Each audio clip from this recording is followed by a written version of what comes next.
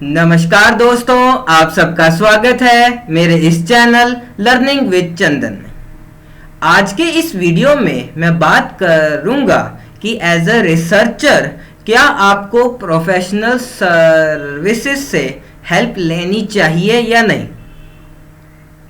इस वीडियो में जो भी मैं आपको बताऊंगा वो मेरे पर्सनल व्यूज हैं और I do not intend to hurt any company or anyone doing the similar kind of work।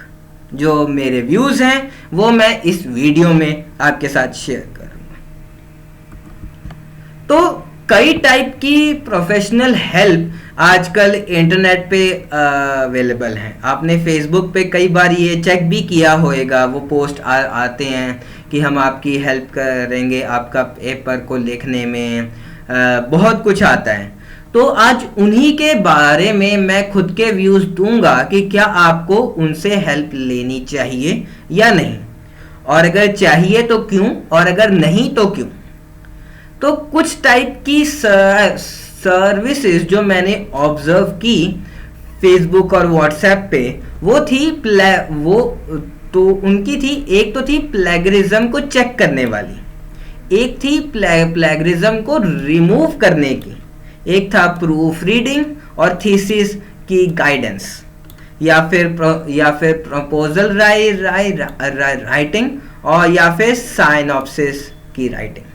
तो एक एक करके मैं इन सभी टॉपिक्स के बारे में बात करूंगा and I share my views कि क्या आपको इनकी हेल्प लेनी चाहिए या नहीं। तो सबसे पहले बात करते हैं हम प्लेगरिज्म चेकर की। तो my point of view is कि प्लेगरिज्म चेकर्स की हेल्प आप जरूर लीजिए अनटिल एंड अनलेस आपका इंस्टीट्यूट आपको कोई प्लेगरिज्म चेकर सॉफ्टवेयर की एक्सेस ना दे। यहां पर एक केस ऐसा आ जाता है कि कई बार क्या होता है कि हमें अपनी मैन्युस्क्रिप्ट या फिर थीसिस का प्लैग चेक करने के लिए हमें पहले अपने गाइड या फिर सुपरवाइजर से कुछ फॉर्म साइन कराने होते हैं और लाइब्रेरी में जाके फिर फाइनली हम अपना प्लेगरिज्म चेक करवाते हैं।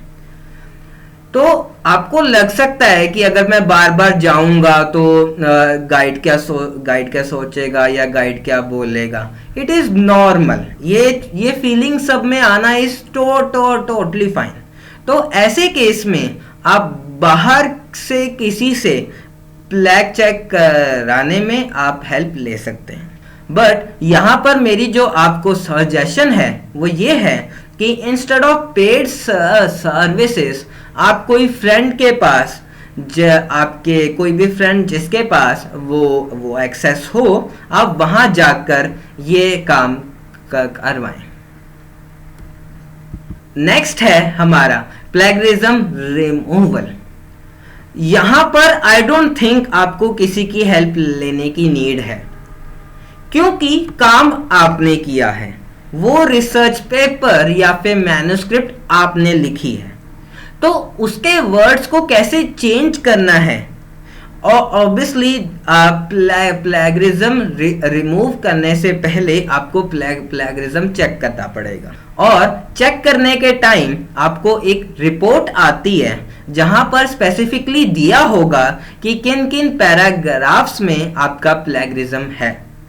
तो एज आई वुड से कि सिंस वो पेपर आपने लिखा है, वो सारा काम आपने किया है, तो प्लेगरिज्म को रिमूव करने का काम भी आप ही करें, क्योंकि उससे बेस्ट कोई और कर भी नहीं पाएगा। मोस्टली कंपनीज क्या करती हैं कि कुछ वर्ड्स को यहाँ वहाँ किया कि सो दैट वो प्लैग में ना आए और वो आपको भेज देती हैं। बट यहाँ पर क्या एक जो लॉस है आपका वो ये है कि आप खुद से वो काम सीख नहीं पाएंगे, आपको खुद वो चीज़ नहीं आएगी कि कैसे जो वर्ड्स में प्लैग आ रहा है मैं उनको कैसे लिख पाऊं कि वो एक बेटर साउंड करें। तो मेरी सजेशन ये है कि ये काम आप खुद करें।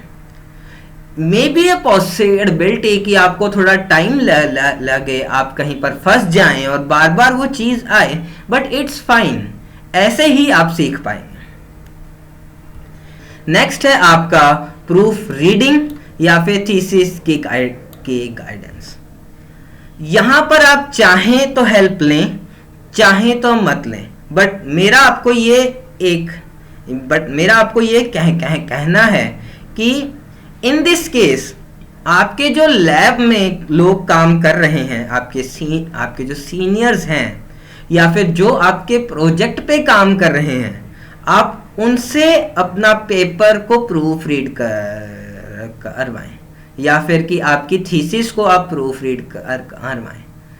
इसका स्पेसिफिकली रीज़न ये है कि उनसे बेटर कोई आपके काम को समझ नहीं पाएगा, क्योंकि उन्होंने आपके साथ ही ये काम किया है और वो सेम फील्ड से हैं। So they will be able to give you a better insight. वो बहुत अच्छे वे से आपके काम को पढ़ पाएंगे और उसको इवेलुएट कर पाएंगे। So instead of going for any service, I will tell कि ये काम आपके लैबमेट्स या फिर जो आपके सीनियर्स हैं आप उनसे करवाएं। जब आप लैबमेट्स या फिर उनके पास आप जाएंगे तो शायद आपको थोड़ा टाइम लगे, बट एक चीज को आप याद रखिएगा कि आप यहाँ पर कुछ सीखने आए हैं, आप अपने स्किल बिल्ड करने आए हैं। तो हो सकता है कि आज के टाइम पे वो काम आपसे ना हो रहा हो, बट साल या 6 मंथ्स बाद वो काम आपसे जरूर होगा। नेक्स्ट है आपका प्रपोजल या फिर साइनॉप्सिस की राइटिंग। यहाँ पर भी मेरा जो सजेशन है आपको कि आप बाहर से हेल्प ले भी सकते हैं या फिर नहीं भी ले सकते, बट जो इस काम को करने का सबसे बेस्ट वे है वो ये है कि आप किसी से एक बना हुआ फॉर्मेट लें। जैसे कि आपकी लैब में कोई सीनियर है, उन्होंने पहले ये काम किया है, तो आप उनसे जो उन्होंने तैयार किया था आप वो चीज़ को लें, उस डॉक्यूमेंट को, उस प्रपोजल को या फिर उस साइनॉप्सिस को आप एनालाइज करें कि उन्होंने क्या लिखा, उन्होंने किस फॉर्मेट में लिखा और किस तरह वो लिखा। फिर उसके बेसिस पे आप खुद का प्रपोजल या फिर साइनॉप्सिस तैयार करें, क्योंकि यहाँ भी जो ये काम आप कर रहे हैं वो आपका स्किल बिल्ड कर रहा है। कल को आप किसी कंपनी में आप जाएंगे या फिर आप एक साइंटिस्ट की पोस्ट पर आप जाएंगे, तो तब भी आपको ये काम करने पड़ेंगे। तो कब तक आप दूसरों की हेल्प ले लेंगे? तो मेरा सिंपल सा पॉइंट ये है कि दूसरों से हेल्प मांगने के बजाय आप खुद में ये स्किल बिल्ड करें कि आपको ये चीज़ आ जाए। तो इंस्टेड ऑफ कहीं और से हेल्प लेने के बजाय आप एक फॉर्मेट या फिर एक सैंपल आपके लैबमेट्स, आपके गाइड या फिर आपके सीनियर से लें और उसके बेसिस पे आप खुद का तैयार करें। ये प्रोसेस थोड़ा लंबा और मुश्किल है, क्योंकि आप कई गलतियां करेंगे जो कि आपको थोड़े टाइम बाद ठीक करनी पड़ेगी, but the end of it आप में वो स्किल आ जाएगा कि आप इस चीज को खुद से कर सकेंगे। तो ये था एक मेरा बहुत ही शॉर्ट वीडियो अबाउट क्या रिसर्चर्स को ये सर्विसेज की हेल्प लेनी चाहिए या नहीं। मेरे को उम्मीद है कि मेरा ये वीडियो आपको पसंद आया होगा। अगर तो आया है तो प्लीज़ मेरे इस वीडियो को लाइक, शेयर और कमेंट ज़रूर करें और मेरे इस चैनल लर्निंग विद चंदन को सब्सक्राइब भी ज़रूर करें। Thank you.